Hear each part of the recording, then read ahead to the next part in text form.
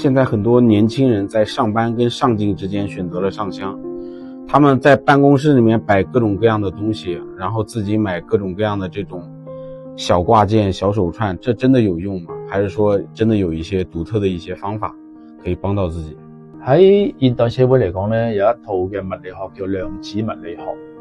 其實量子物理學咧，其中一個重點咧就話咧，每一樣嘢嘅物件佢都有能量嘅。就算你一個石頭，咁一花一草、一樹一木、一本書喺度，佢都有能量嘅，本身係會。咁呢啲佢就係量子物理學。而呢啲能量咧，根據我了解咧，就所謂產生咗正能量同埋負能量。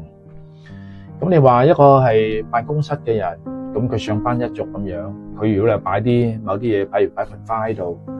或者擺條鏈喺度，咁或者係有啲係吉祥物喺度，會唔會真係有影響咧？其實呢個真係有影響嘅，因為如果根據呢個量子物理學嚟講咧，你擺唔同嘅嘢嘅時候咧，佢產生某啲會產生嘅正能量，有某啲產生嘅負能量。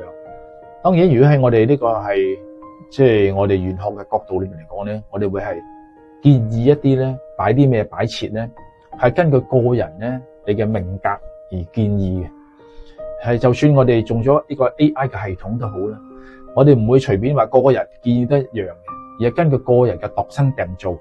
甲乙丙丁個個人咧，佢出生嘅年月時都唔會相同，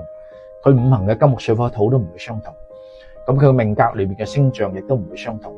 咁根據唔同嘅命格，根據唔同嘅八字嘅五行等等樣咧，我哋會建議唔同嘅人咧，